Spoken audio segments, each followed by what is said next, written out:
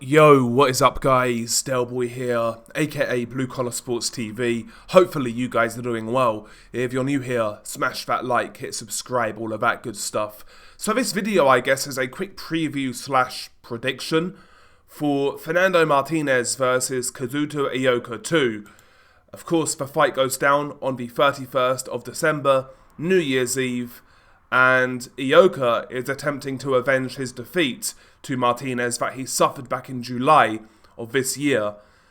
Going into that first fight, obviously it was a unification fight. Martinez was the IBF champion going in, Ioka was the WBA champion. And going in, I had the feeling beforehand that Ioka at this stage wouldn't cope well with Fernando Martinez, who is a buzzsaw type of fighter. I didn't make an official prediction video for the fight, but I mentioned it on several streams before the fight that I felt Martinez would beat Ioka. And I feel the same way going into this rematch. For me, this fight feels like passing of a torch, the end of an era kind of thing. Ioka, throughout his career, has been a tremendous fighter that, in my opinion, hasn't really got the credit that he deserves, because a lot of people aren't checking for the lighter weight classes, unfortunately, despite in recent years those weight classes giving us some of the best fights and some of the best champions that we've seen in boxing. But Ioka has had a great career over the years. You know, he's a full-weight world champion from strawweight to super flyweight. And yeah, over the years, he's just had a really good career. But for me, I've noticed the drop-off in Ioka's performances in the last couple of years. I actually think Ioka's last great performance was back in 2020 against Kosai Tanaka. At the time, that was a very anticipated fight at super flyweight. A lot of people at the time were saying Tanaka was the next best thing in Japanese boxing. He's kind of like viewed how Junto Nakatani is now. And a lot of people were picking Tanaka to win that fight, whereas I was picking Ioka. I felt the counter-punching of Ioka and the boxer-puncher style was always going to pick holes in Tanaka's game. And that's what happened. But for me, since then, I've noticed a steady decline in Ioka's performances. And, you know, it's not like he's been struggling against terrible fighters or anything like that, but I think a few years prior, he would have beaten these guys a lot more convincingly. I'm talking about guys like Francisco Rodriguez Jr. and Joshua Franco, for example. These fights. I think he'd have beaten these guys a lot clearer in his prime, like in a lot more dominant fashion. But he's giving away rounds to these guys because these guys, in particular, have good work rate. And that's where we talk about Fernando Daniel Martinez, the WBA champion. He actually vacated his IBF title so he could take this rematch with Ioka. But yeah, going in, I felt first time around that Martinez, who's got a pressure style, who throws a lot of volume, who's very fit, who's very strong, who varies the attack from body to head, who takes risks, who seems durable. I felt going into that fight he was all wrong for an aging Ioka who... Ioka for me is a merge between a counter-puncher and a boxer-puncher. He's very precise with his work. He's got one of the best straight rights I've seen in the lower weight classes, whether he throws it behind a jab or leads with the straight right when he's countering.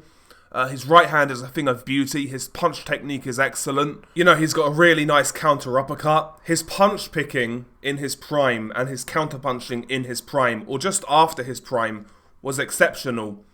But for me, like I said, the last few fights, I've noticed a sharp decline in the dynamism of Kazuto Ioka in terms of how he's picking these shots, in terms of the effect in which these shots are having on his opponents, or lack thereof now. I also think he's a little slower now, and he's less able to...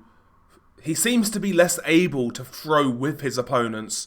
Like, he'll cover up, and he'll try and pick a shot, but he's waiting a lot longer now than he used to, because he was really willing to punch with you earlier in his career, and he still does that now, don't get me wrong. I'm not saying he's like a shot fighter, but it takes him longer to spot these opportunities now.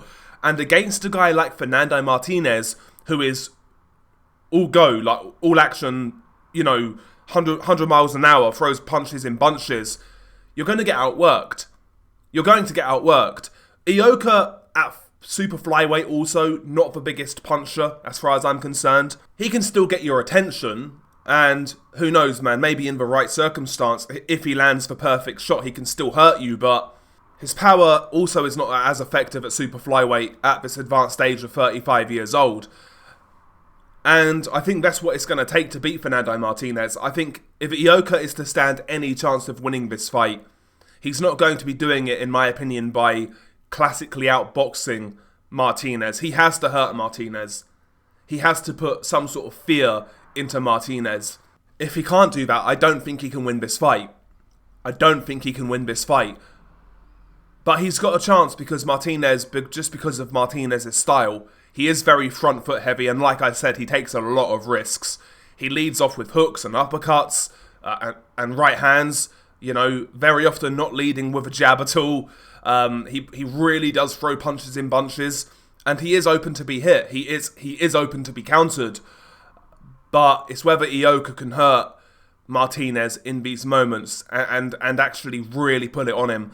That's going to be the question for me. You know, the more I look at this fight, the more I think that Ioka has to stop Martinez, or at least drop him a couple of times to win the fight. But to be honest with you, I find the likelihood of that happening relatively low at this stage. Martinez is going in with all the momentum. He's younger, he's fresher.